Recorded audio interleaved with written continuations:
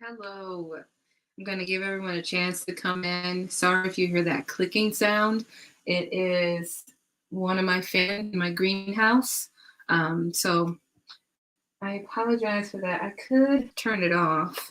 It's hard for me to reach the power thing, but the power thing is, or the power strip is battery operated. So let me remember what it's called. I don't even remember what it's called, y'all. Ooh. Um, I think I just found it, and I'll try to cut it off. So, how are y'all doing? How was your day? Today, we are going to have a great discussion about to be young, gifted, and Black. I have a lot of topics that we're going to discuss today. A lot of it is either sharing our thoughts on or reflecting on what was said. Just to give y'all just a quick synopsis of this for those of you who haven't read the book, and sorry that, it's kind of whatever. But To Be Young, Gifted, and Black, as you can see, written by Lorraine Hansbury, is about a woman who I believe passed away due to pancreatic cancer too soon.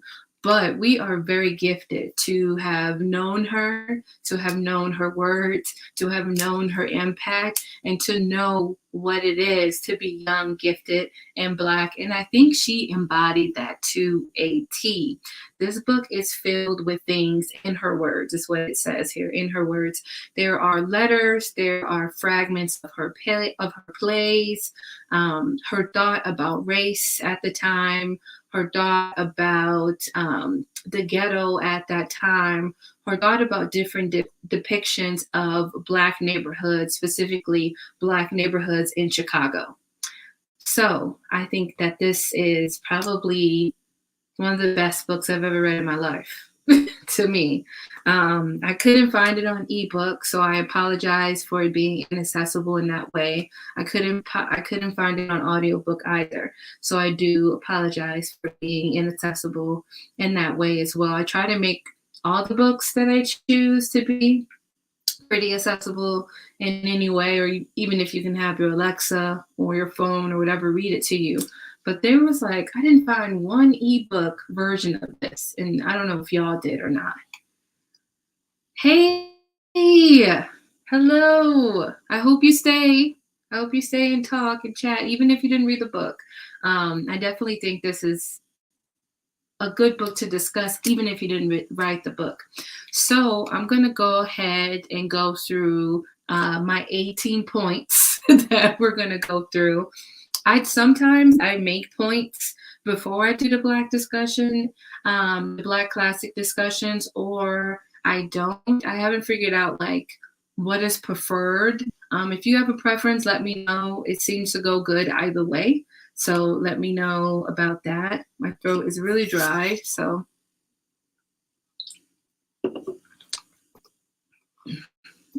Thank you so much for picking this book. It was so good. Still not quite done, but so glad to read. It is so good, Leo. So glad that you're here. Yeah, I'm here to listen on your thoughts. Kids are gone. I'm chilling. Yes. Greetings at work now. Have to watch later. Thank you for coming. Fourth Born Reflection. Definitely hey on the replay when you come and watch later. Okay, so the first thing, and you guys, I'm up here by myself on the camera by myself. So any reflection or any thoughts that you have, I would love for you to comment and be engaging with me. Even this thing that you're not quite understanding. I created this book club so that we can figure out what's going on together. Just because I'm Black doesn't mean that I am the all be all on everything that's Black. I learn stuff every time we dive into a new classic. And we're just trying to figure things out. So I strongly want us to talk through this together. I still want to read this, but I can only read on Kindle, and I couldn't find exactly. I still want to listen to the discussion. Oh, that is I actually want tell your friends to come on in so we can discuss it, because I don't think you necessarily need to read the book based on how I'm going to set up the discussions. But yeah, I was saying this early, that I apologize that it wasn't as accessible in that way, via Kindle and audiobook, because I couldn't find it anywhere. But yeah, so hold on. So, and it's the words, y'all. They are quite tiny, as you can see. They are tiny. Okay, so I have 18 points, so let's get into it. First, I want to warn everyone who is on the replay or here now that there are content warnings of harmful language used against the LGBTQAI2+ community. It's in a play. One of the characters is using it. I think it's on page 55. Just so you're aware. And there is racism throughout the book. There is mentioning of lynchings, assault, discrimination, and anti-Semitic language. Just so you are aware what you're getting into. And if there's other content warnings that I forgot, please put them in the chat for those of you who have read the book.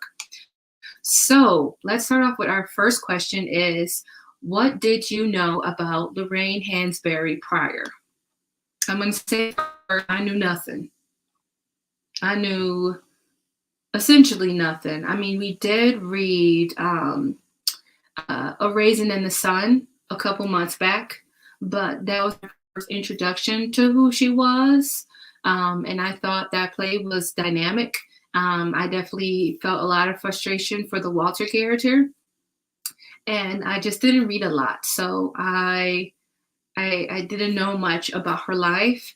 And usually when I saw her, I always saw like a younger version of her. And I was like, wow, we're doing like what professors do in college where, you know, you only see the pictures on the website of them 30 years ago and it's not an updated photo. And then you see them and you're like, wow, those gray hairs have multiplied.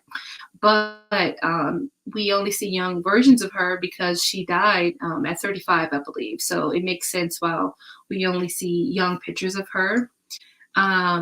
I haven't read this, but I'm here for the vibes, and you should pick this up. I hope that you stay and engage in the conversation. And like I said earlier, you don't need to have read the book to participate in the discussion, because the way I have all the questions set up. Okay, I didn't know anything about her either. Yep, same.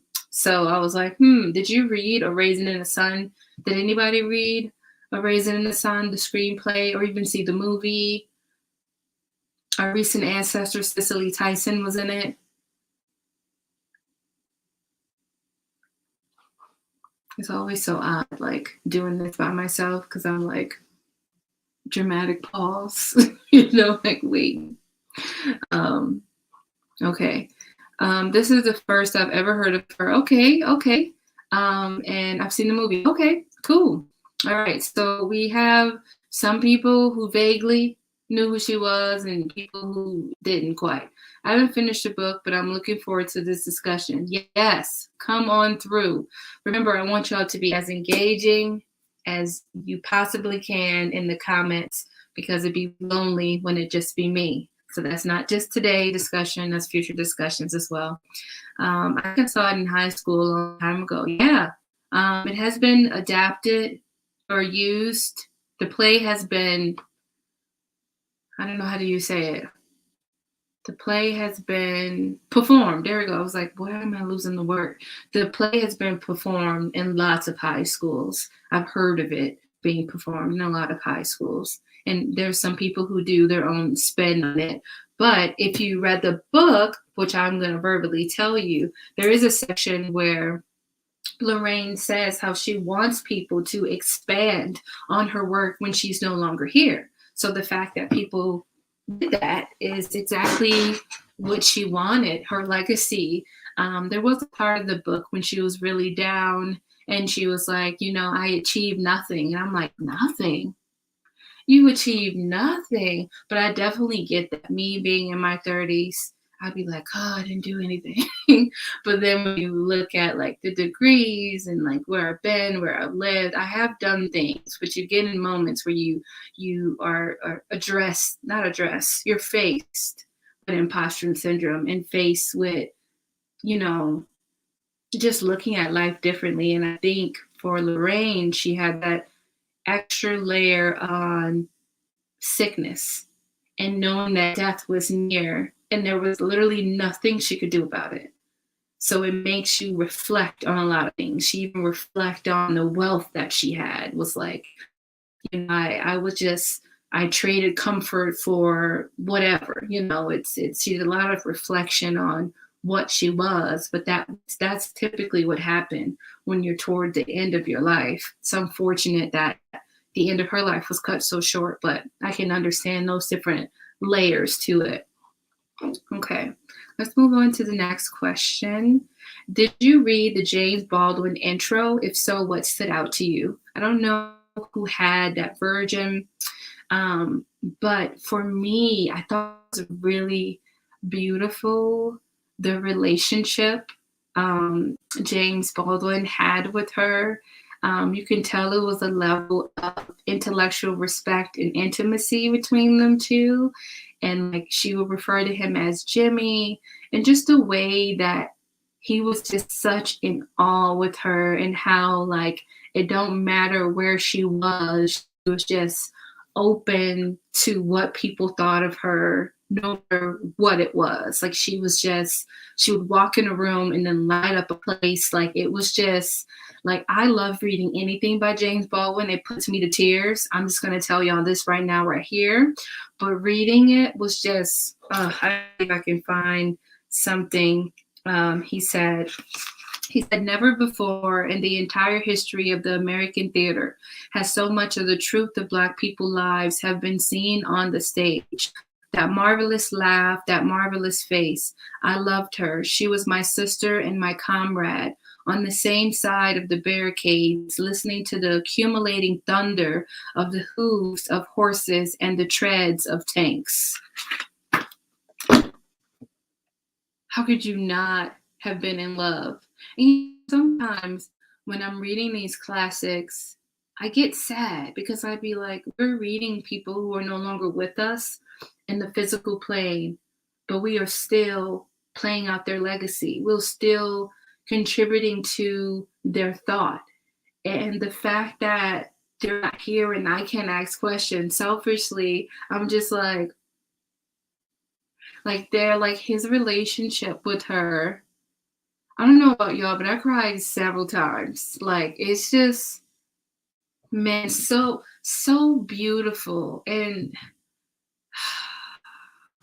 the way James Baldwin writes, even Lorraine says, like, he explained things that's unexplainable, is what she said. Like,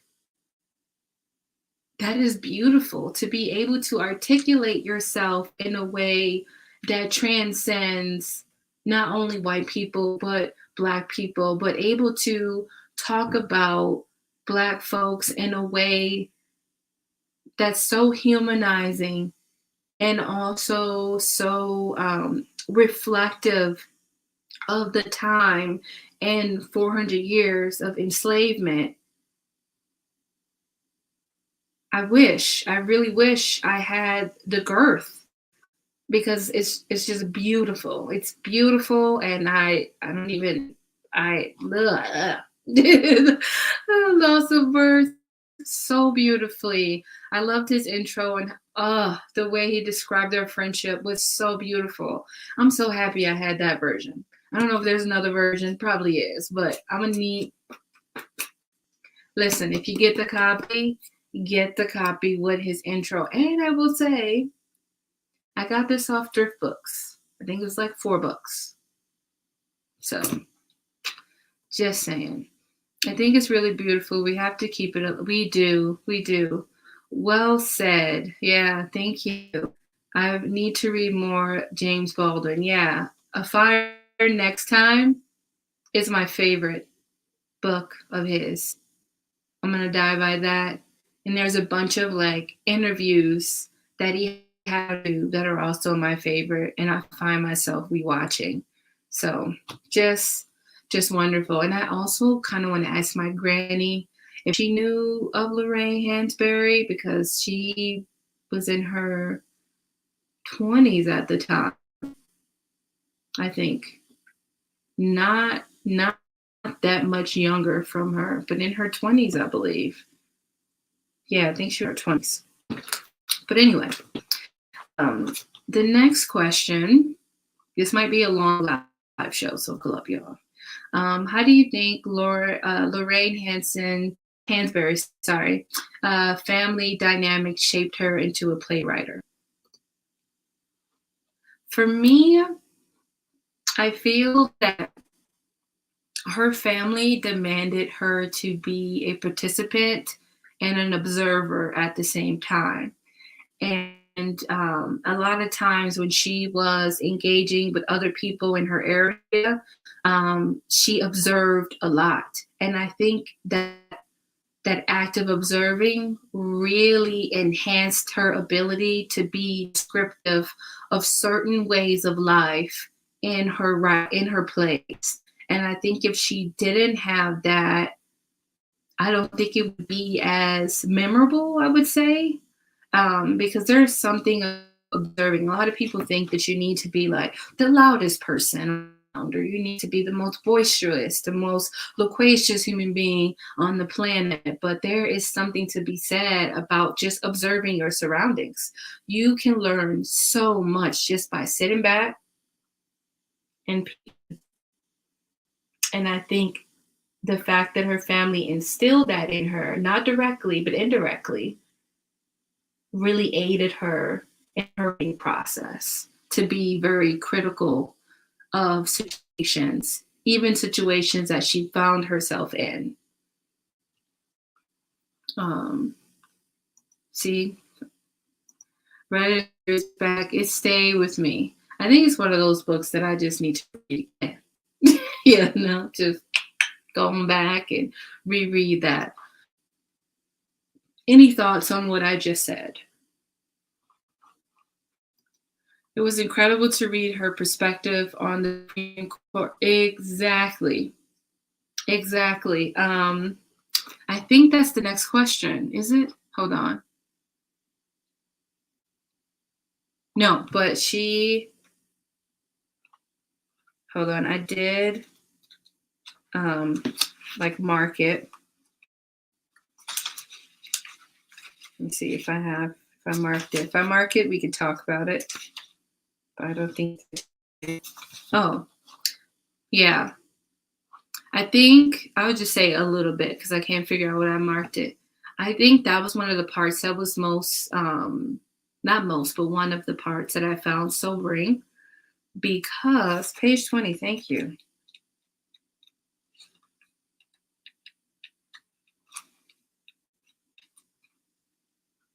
Yeah, sobering, because I think a lot of people, even nowadays,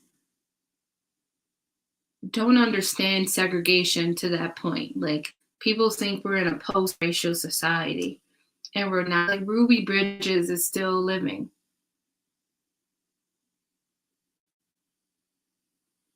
I believe. Yeah, isn't Ruby Bridges still living? Let me not. Oh my God. I should have looked that up before I said that. But hold on.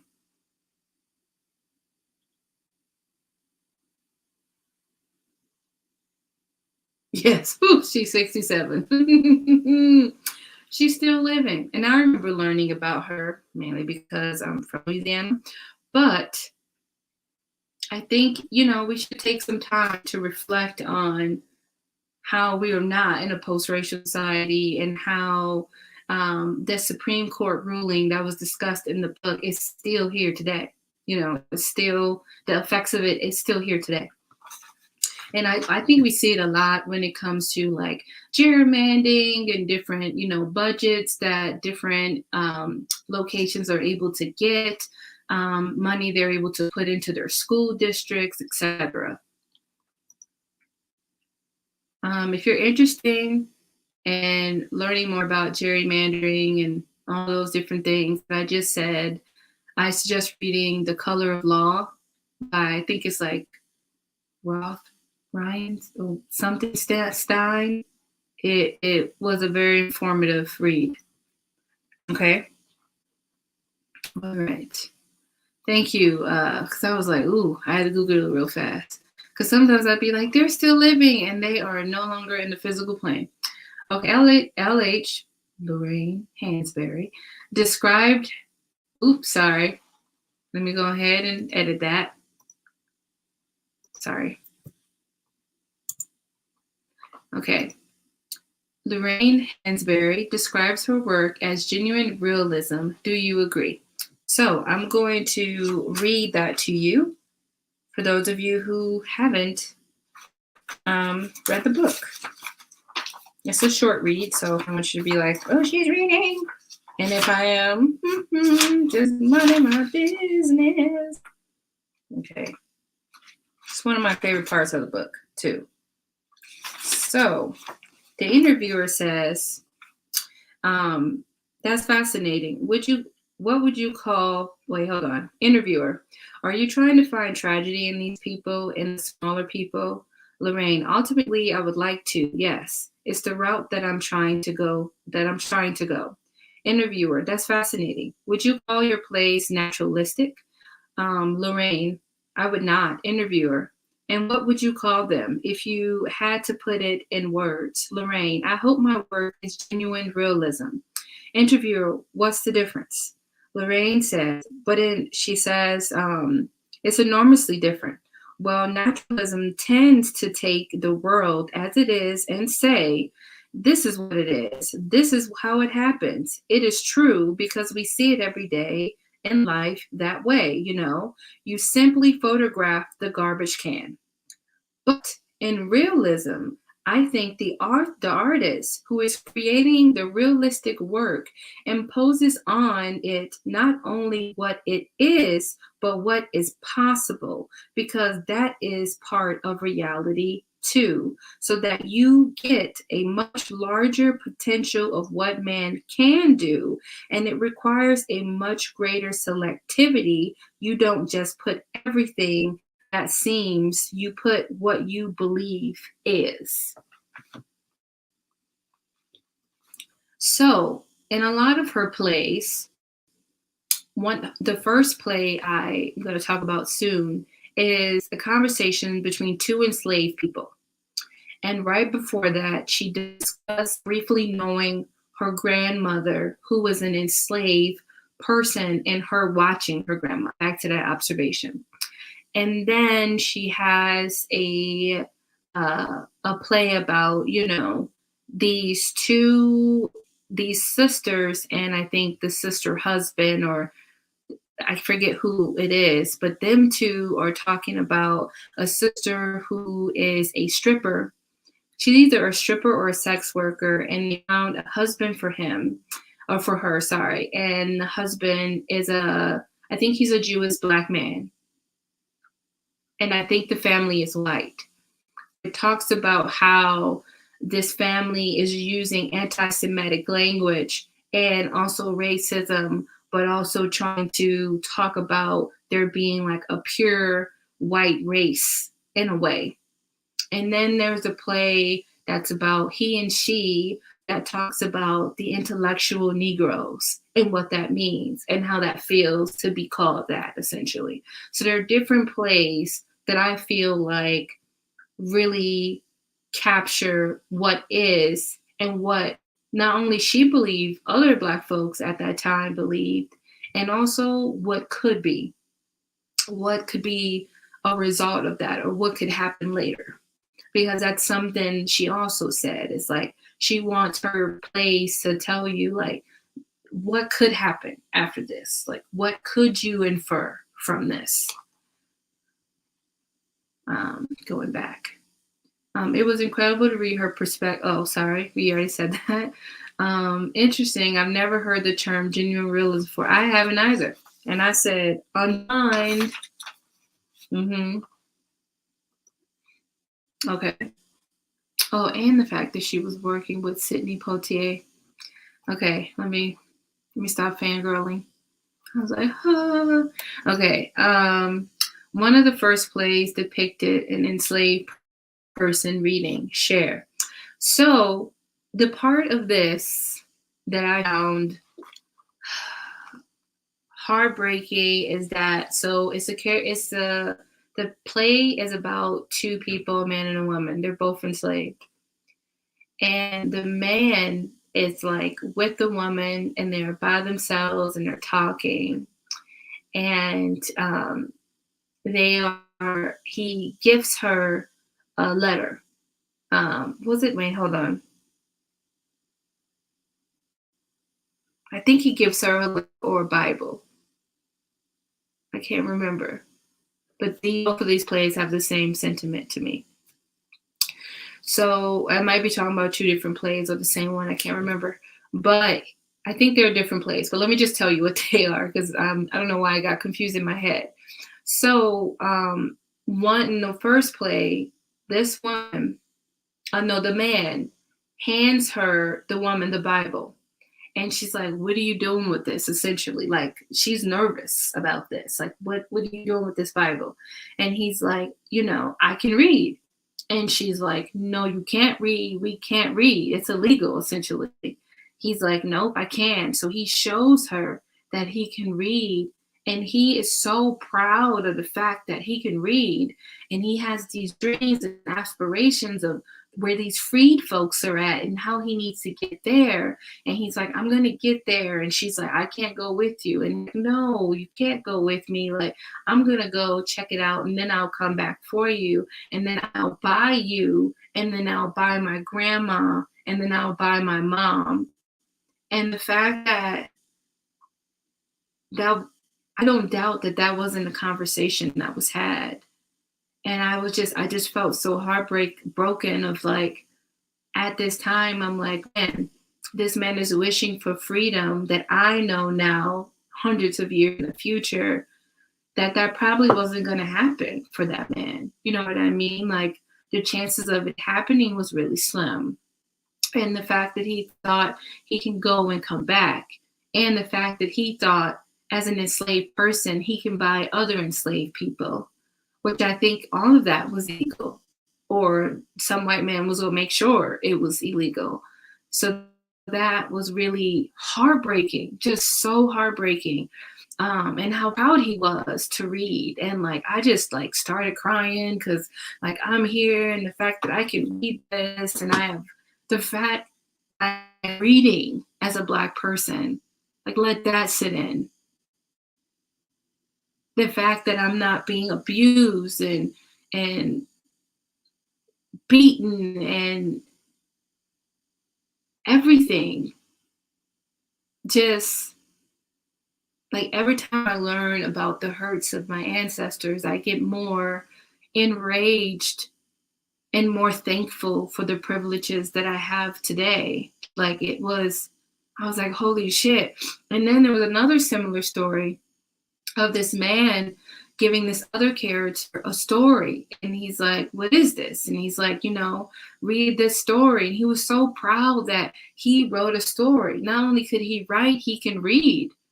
And then as he's having this other person read his story, and the person like, this isn't a story. There isn't beginning, end, or, there's not plot points. And this person's, the enslaved man is like, but it is a story. I wrote it. I can read. He was so proud of the story. And then behind the man who was reading the story was white folks. And they beat him and told him he cannot read. It's illegal. And they said they need to snuff out the reading, I think is what they said. It was heartbreaking. I'm trying to remember where, but there was a line that was said that like, ooh, shook me to my core, really. And it was like, the man's like, I'm going to beat you, and he beat him and essentially, took his eyes away because he used them to read. And Negroes are not supposed to read. So,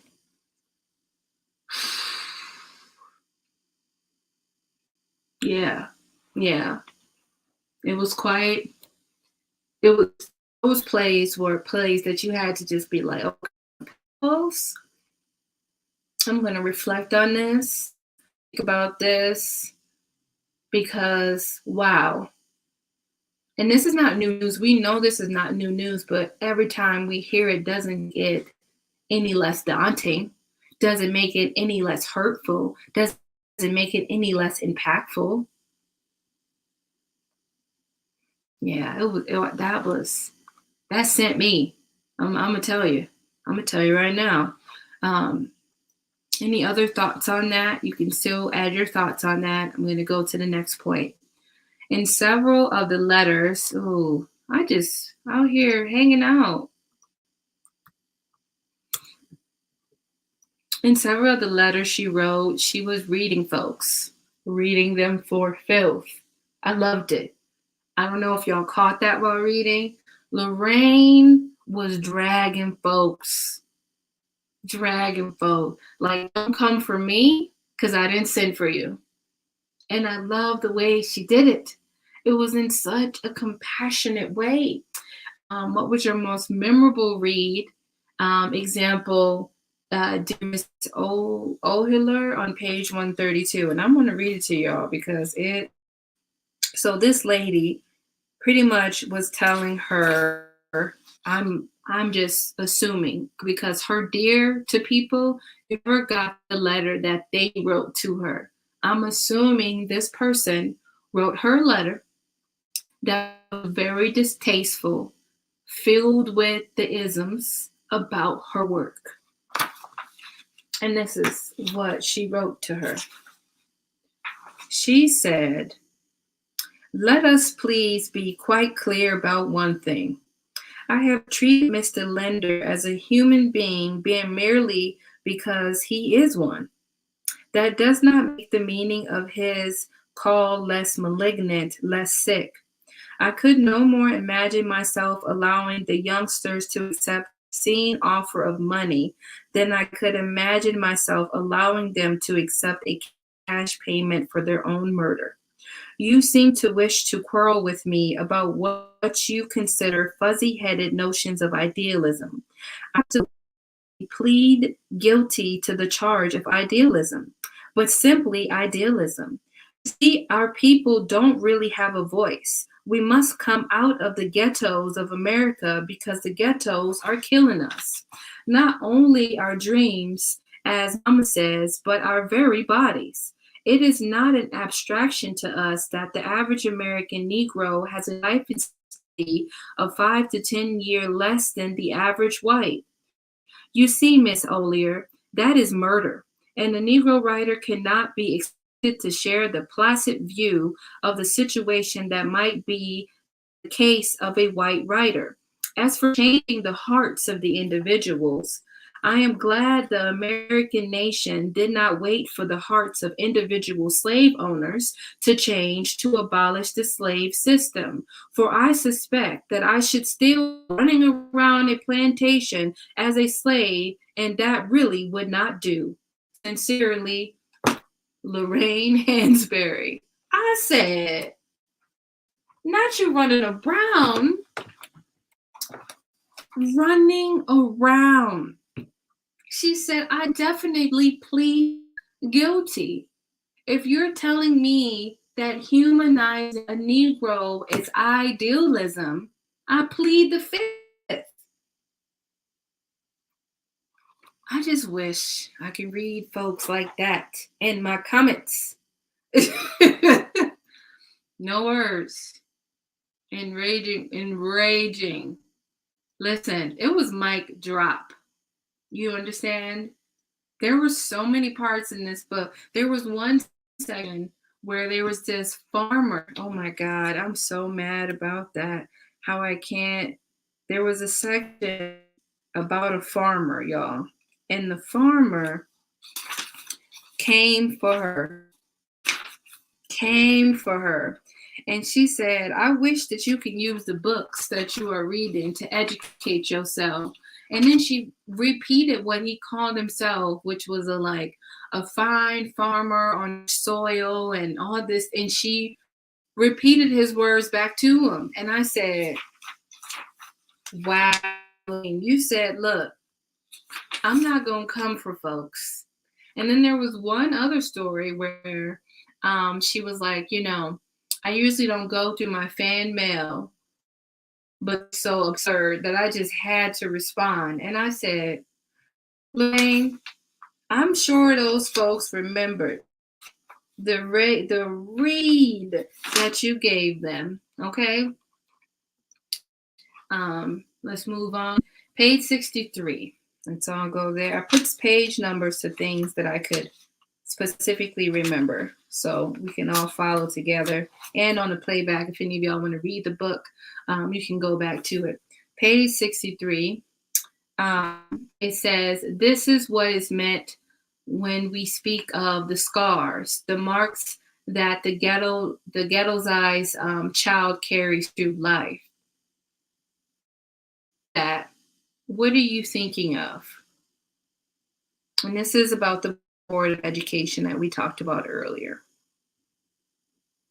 Because in Lorraine's case, because of this, her teachers did not prioritize math, English, and reading and writing. That was prioritized. So as a 32 or 31-year-old woman, I think when she wrote most of these books or most of these stories or letters, I believe, she didn't really know how to do math. Like even going to the corner store and getting change was hard, was difficult. So I'm going to give y'all some time in the chat of your thoughts to this.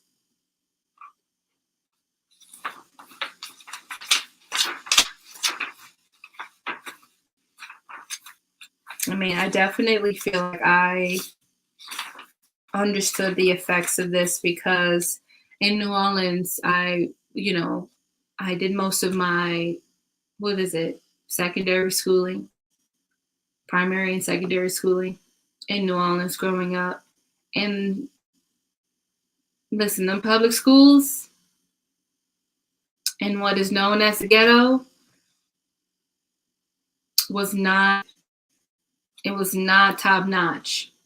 And it wasn't not top notch because we didn't have good teachers.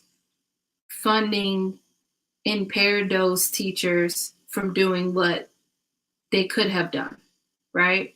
And then when I went to a school in a predominantly upper white community, I could vividly see how my schooling was much different. Like I almost failed everything. And there was a teacher who told me he failed me because I was Black.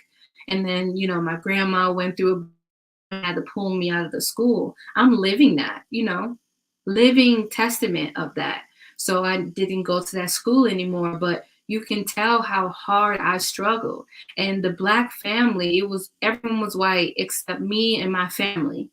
Me and 4 of the cousins who went to the school who were also Black, and not Black passing, visibly Black people like myself, except one cousin probably, but most of us were.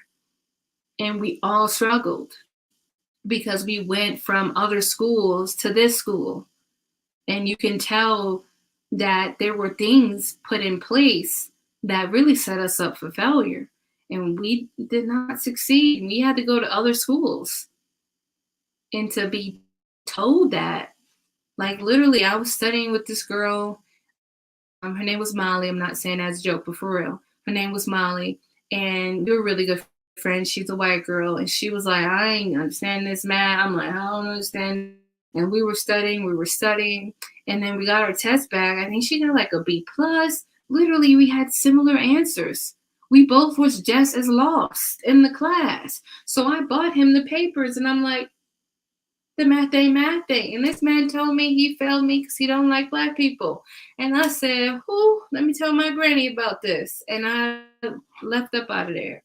So, heartbreaking.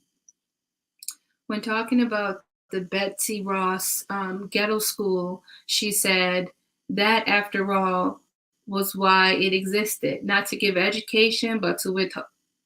Didn't I just say that? Access.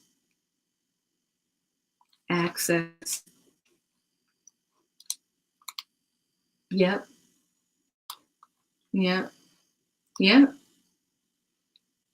And I like to think I'm a young person. Maybe not, but so when people be like, "Oh, we're in a post-racial society. Oh, that was so blah blah blah," I'd be like, hey, what? Very confused on people's notion of this post-racial utopia we're apparently in. Okay, all right. Let's see. So, I've got a lot of points to get through. Sexualization of a Black woman. How does the 60s compare to now? So on page 102, Lorraine is pretty much talking about, I think it's one of the characters. So let me make sure that I'm quoting that right.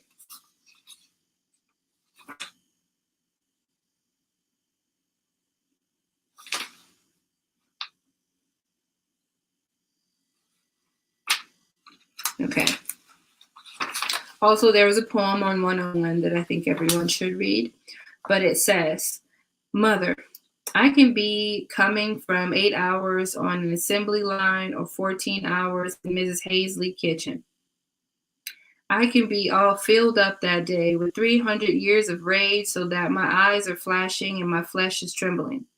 And the white boys in the streets, they look at me and think of sex. They look at me and that's all they think. Baby, you could be Jesus in drag, but if you're around, they're sure you're selling. It don't matter what you are or how you are. Black women are often hypersexualized, and that's the truth. That's the truth. And any day, yes, that's the truth. I think from the 60s to now, it's giving me the same. We see the Kardashians profiting off of what Black women look like, how Black women act, how Black women dress, how we express ourselves. You see people saying it's TikTok culture when it's like the culture. A lot of people want to be a Black woman until it's time to be a Black woman. We see it a lot in how gay white men acculturate Black women in whatever sassy way that they believe Black women act. We see it. We see it happen. It's right there in our face. In our face. We can never escape it. My mom told me when I was younger, talking with my hand is very rude. And here I am. Don't talk with your hands. I'm going to be doing that till I die. So, sorry, moms, if you're watching. In many instances, Lorraine, I keep saying everything. Lorraine Hansbury plays and words, for many instances, her plays and words urge for normalizing Negroes as human beings. Do you agree or disagree in the normalizing Negroes, Black folks? Let's use what's more corrected and accepted these days, Black folks as human beings. This is pages and when she talked about it. So you can go to all of those pages if you want to talk about it. I will see if I can read one part. Okay, one is, Mama, it is a play that tells the truth about people. This is a letter she wrote to her mom. Negroes in life and I think it will help a lot of people to understand how we are just as complicated as they are and just as mixed up. But above all, that we have among our miserable and downtrodden ranks people who are the very essence of human dignity. This is what, after all the laughter and tears, the play is supposed to say. I hope it will make you very proud. See you soon. Love to all. And then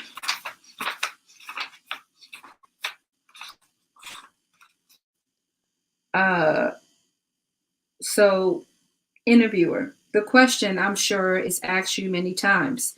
You may be tired of it. Someone comes up to you and says, this is not really a Negro play. Why, this could be about anybody. It's a play about people. What is your reaction? What do you say? Lorraine. Well, I had noticed the contradiction because I'd always been under the impression that Negroes are people. And that's on period. So, and then there's other parts of that as well.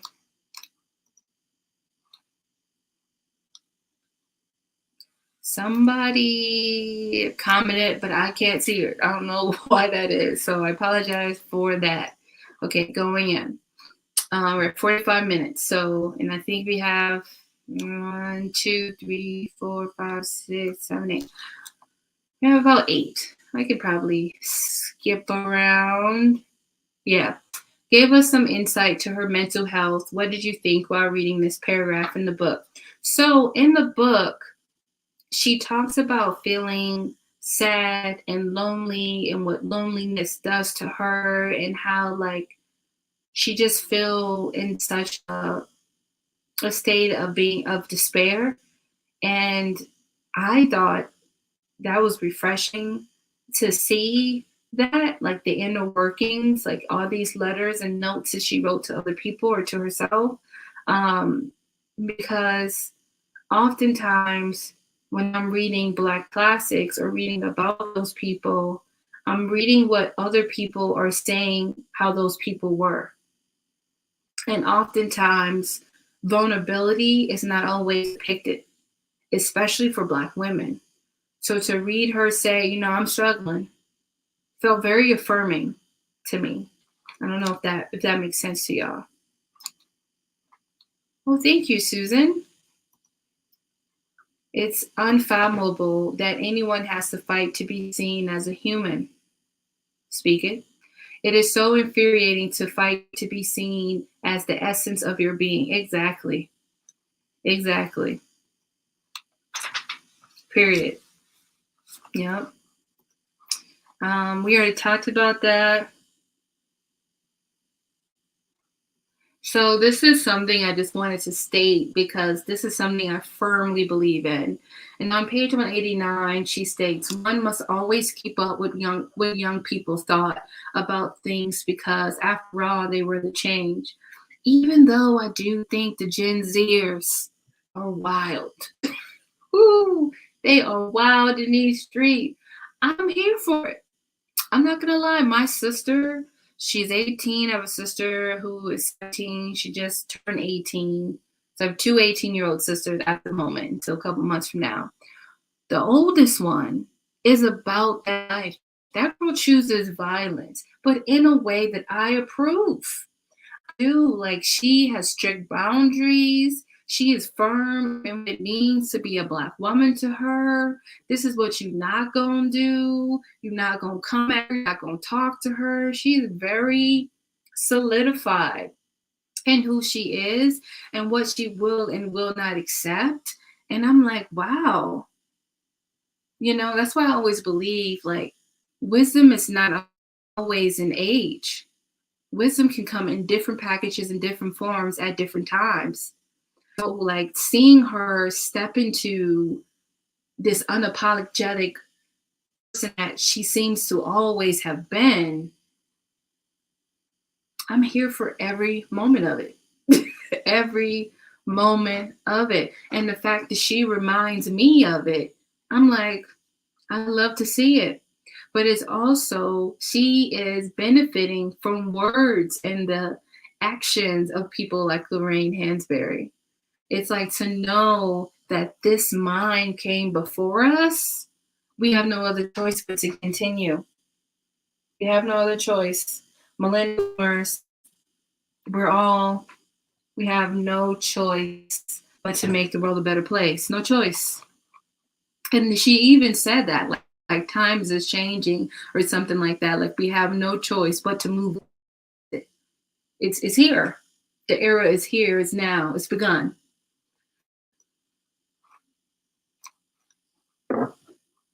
Oh no, that's totally fine. You should see what I be doing. Yes, I love getting to see her letters, both her vulnerabilities and her takedowns. The best. There was one letter she wrote to someone being like, uh, essentially, your plays is not a play. It's not giving play, but I'm going to give you this criticism because I feel like you and I are the same, and you and I, if we get negative feedback or criticism, we use it to form of like a tool to help us be better and make a more like phenomenal and like just great play.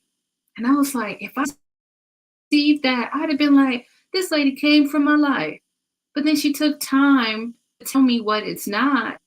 I would appreciate it. I would agree at first in a reflection. But that's what she said though. Like, I get that you might be like, huh, she came from me. But then upon reflection, I hope you see the merit of this that I'm writing to you. And I'm like, she was 32 at this time? Just, what am I doing? Angela Davis says, if one looks at the history of struggles against racism in the U.S., no change has ever happened simply because the president chose to move in a more speak on it, progressive direction. Hold on, let me get to it. Every change that has happened has come as a result of mass movements. And right now we're seeing that play out in Gen Z for sure. Exactly. That is a level of self-awareness that many of us don't get into. Speak on it.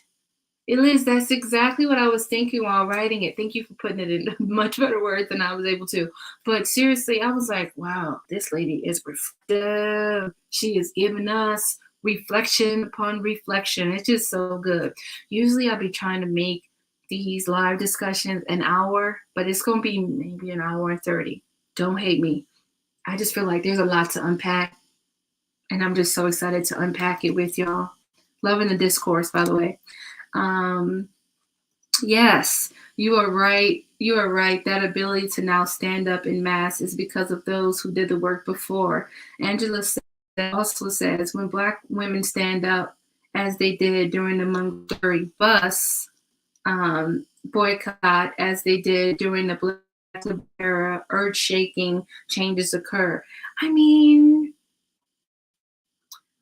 listen, the way I believe in Black women, like they are God. I swear, I just feel like I am so proud to be of a Black woman, to be from a Black woman, to be surrounded by Black women, to know the Black women that came before me, because they will always be revered to the highest degree in my life. Always. Y'all hear me talk about my grandma, the epitome of strength, grace, failure, success, all of this. My mother has dealt with trials after trial, and unfortunately, she still stands even in all the things she's been through. My sisters, my aunts, my cousins, Black women, forever in love with them. And if I never told y'all, I'm telling y'all now, my women who are friends, I'm looking at y'all. Ooh, just does something to me. It's such a great, you emotional. Liz, I don't know why I haven't cried yet. Because I was crying in the coffee shop this morning. Tears. I was like, you got to get it together. Whew. Okay, let's see. Did I already say that? Okay. Okay, another thing I thought was refreshing to see is when Lorraine talked about, like, you can tell the interview, in my opinion, was trying to get her to say that scientific and rational thought is better than traditional religious belief. And she shut that down. She was like, there is benefits to both. Like, both of them have merit in the human experience. And And like she kept referring, like anytime someone tried to be like, oh, but isn't white people or isn't Negroes? And she would be like, human. It's a it's a human experience, period. And the fact that she talked about that, I thought was very refreshing because I come from a family where it's God is the only one. Talking about scientific thought might take some time to get someone to understand that. I'm here with Lorraine. I see the benefits of religion. I also see the benefits of scientific thought. And for me, I hold them both to similar esteems. One of them I might go to over the other in certain instances, but to me it balanced out at the end. So that's just I just was very excited to see another Black woman who would be considered in my grandmother's generation if she was still living to view those things in a way that I do now. There was a page, and there was this man. He, I think, was a bellhop and working for white people most of his life, and had to get like secondhand stuff. And then he did this every day for his family, every day. One day he come home, he's very upset about this, and he flips a table, he throws everything, and this isn't one of the plays. He throws something, he's very angry, and he says, I don't want white man's leavings. Sydney, not now, not ever. And Sydney was his partner. And that just like reminded me of like, how do I describe it? So in For Color Girls, at the end of the rainbow, who considered for color girls who considered suicide when the rainbow wasn't enough or something. It's a very long title, and there's a part in that book where one of the characters talk about people running away with all their stuff, and they're like, and the stuff is like who they are, how they feel that people is just taking and ripping from their person. Like they feel the physical pain when people take things from them. And the things can be like things that is a part of their soul, their existence, or physical things. It depends on how you infer. That sentiment reminded me of I don't want white man's leaving Sydney, not now, not ever. And of course, in the play, there's way more anger and passion when saying this. But I kept thinking to myself, like, yeah, I would feel that way if like you come home and you constantly have somebody else's stuff there. Constantly have somebody else's stuff. It's not your stuff. It's their secondhand stuff. You can't just buy stuff outright. To just constantly be pigeonholed, and that is upsetting. And then when we go back to, if Color Girls, it's like, then people are taking your stuff. Like that same emotion, the emotion is the same. You are left nothing. And knowing that is due to white supremacy makes it even more hurtful. Makes it more, I guess, deteriorating to your person. So I felt that. I was like, yeah, absolutely. I would be pissed too. And just like the mother who saw her husband, freak out, break everything, she just looked at him, didn't say anything. Then when he left, she cleaned up all his stuff. And then she even said, like, I don't have time for his tantrum, which solidifies how Black women are always taught to be the strong one, how they can't, like she couldn't, even though you can tell if you read between the lines that she also was frustrated. But in her mind, I have a family to take care of. I have children to raise. We still need to eat. So even though you knocked all this shit down, I'm going to clean it up, pick out the food that's not been broken or messed with, and then I still have to feed these children. I get that you're upset, But the feeding of these kids is more important. I don't have time for your anger.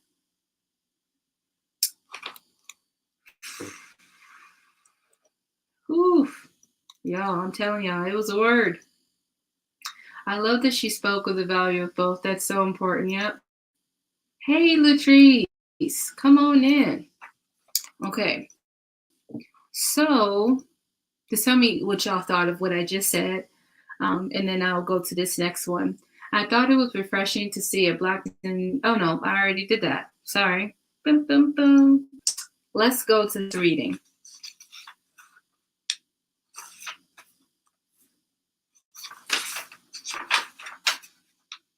Yeah, I would love to know y'all thoughts on what I just said.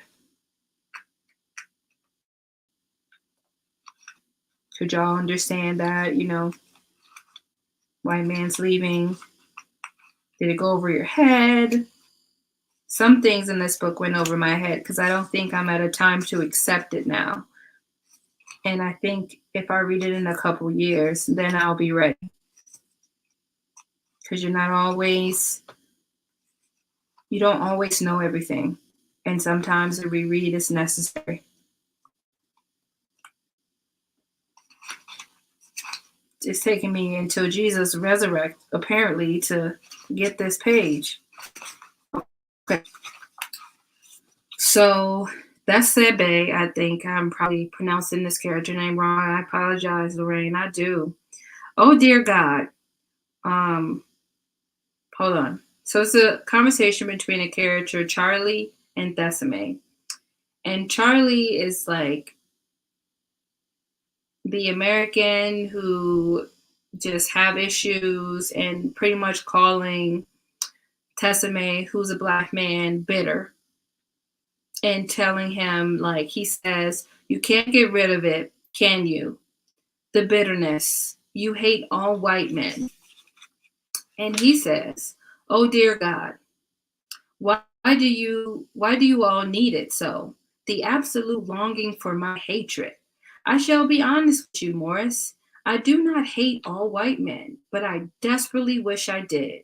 It would make everything infinitely easier. But I am afraid that, among other things, I have seen the slums of Liverpool and Dublin and the caves above Naples. I have seen Dachau and Anne Frank's attic in Amsterdam.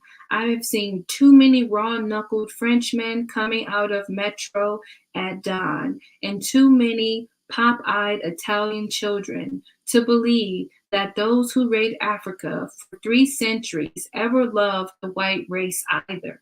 Race is a device, no more, no less. It explains nothing at all. I would like to be simple-minded for you, Mr. Morris, but I cannot. I have seen. It's interesting the second time I reading and I didn't cry, but I cried the first time. Because I think that's what I also have felt that way. And, even going to see the Anne Frank Museum really changed me. It really did. So, yeah. He's like, I would love to. I wish I could. But I've seen white people struggle too. I know that struggle is not just afforded to Black folks. But I've seen too much to subscribe to hating white folks. And that's already messed up for that man to even say that, like your hatred, like his hatred is not also valid.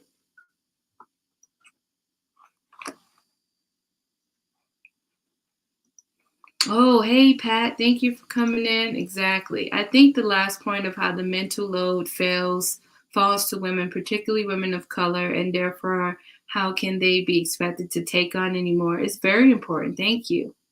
Sorry, Liz. I'm sorry I need to run. This was a great discussion. Thank you, B. Your book discussions are the best. Thank you so much for coming.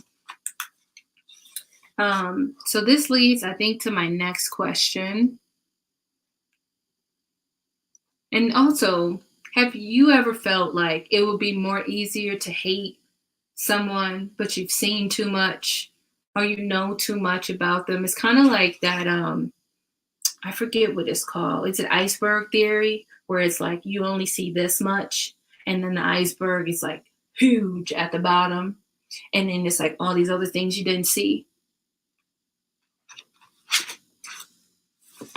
Just saying, food for thought.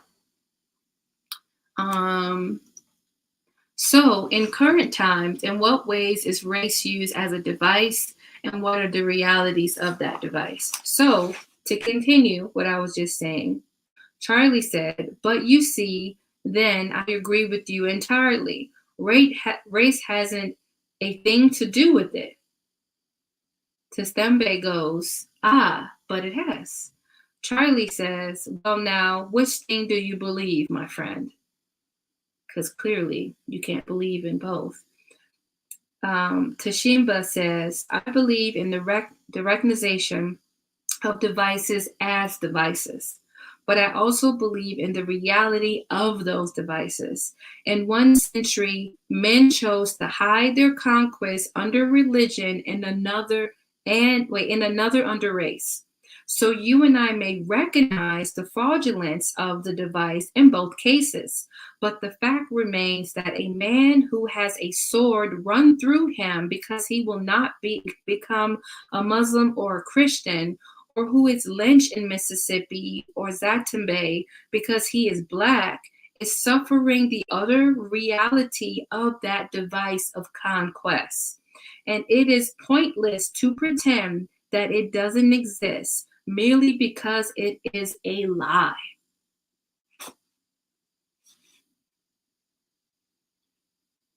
Mm-hmm. So I ask you again, in current times, in what ways is race used as a device, and what are the realities of that device? I'll let y'all go first this time.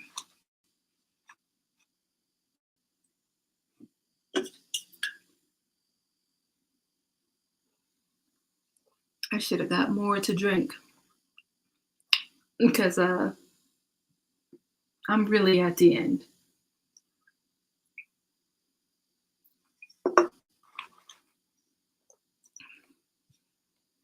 I'm waiting, Rachel. I'm gonna go and get me a drink, a better one, real quick. Maybe seeing my face. I'll be right back.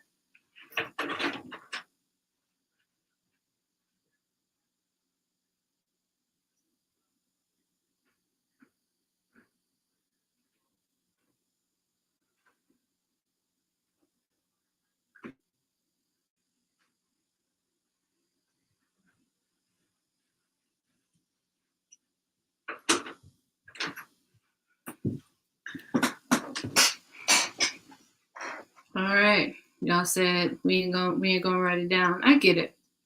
Well, I implore you to think about that on your own time. And if you're on the replay, hit me in the comments. And if y'all don't want to talk about it now, hit me in the comments. Okay. Now, in conclusion, what does it mean to be young, gifted, and Black? To me, it is Lorraine Hansbury, hands down. I just feel like she embodied it. There are even parts in the book where she writes a speech, and the speech is like to these people who won the United Negro College Fund contest, and she even tells them, I'll read it to you. Playwright, ladies and gentlemen, fellow writers. I've had an opportunity to read 3 of the winning compositions in the United Negro College Fund contest, and it is clear I am addressing fellow writers indeed. Miss Povis, Miss Yeldell, and Miss Lewis, I commend you and add my personal congratulations to the awards of the afternoon. Apart from anything else, I wanted to be able to come here and speak with you on this occasion because you are young, gifted, and Black. In the month of May, in the the year of 1964, I, for one, can think of no more dynamic combination that a person might be. The Negro writer stands surrounded by the whirling elements of this world. He stands neither on the fringe nor utterly involved, the prime observer waiting, poised for inclusion. Oh, the things that we have learned in this unkind house that we have to tell the world about. Despair. Did someone say despair was a question in the world? Well, then listen to the signs of those who have known little else. If you wish to know the resiliency of this thing, you would so quickly resign to mythhood, this thing called the human spirit. Life. Ask those who have taste of it in pieces, rationed out by enemies. Love.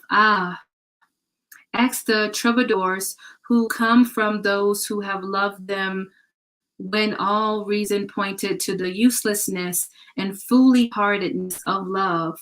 Perhaps we shall be the teachers when it is done. Out of the depths of pain we have thought to be our sole heritage of this world.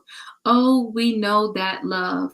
And that is why I say to you that thought it be a thrilling and marvelous thing to be merely young, gifted in such times. It is doubly so, doubly dynamic to be young, gifted, and Black. Look at the work that awaits you. Write, if you will, but write about the world as it is, and you think it ought to be and must be if there is to be a world. Back to that genuine realism. Write about all the things that men have written about since the beginning of writing and talking, but write to a point. Work hard at it, care about it, write about our people, tell their story. You have something glorious to show and to draw on, begging for attention. Don't pass it up. Use it. Good luck to you. This nation needs your gift. Protect them. To be young, gifted, and Black.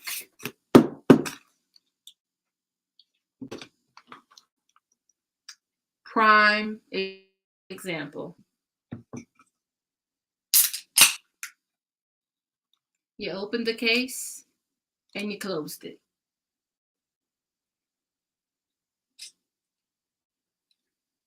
I love bubbly, y'all. Don't judge me.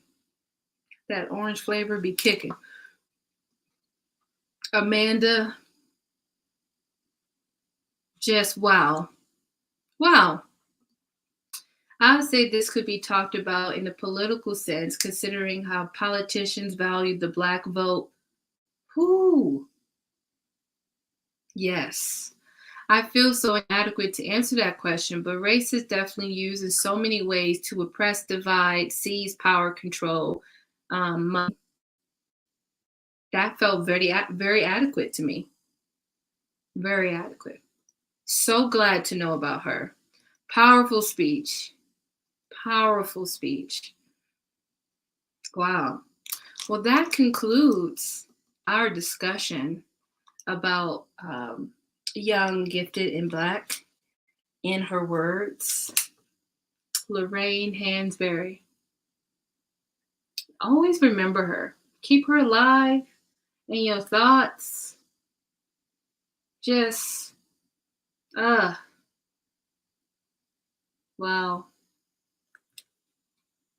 Wow.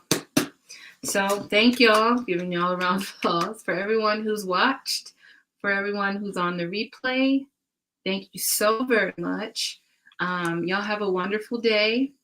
I thought it was going to be like an hour and 30 minutes this live show, but it's a little less.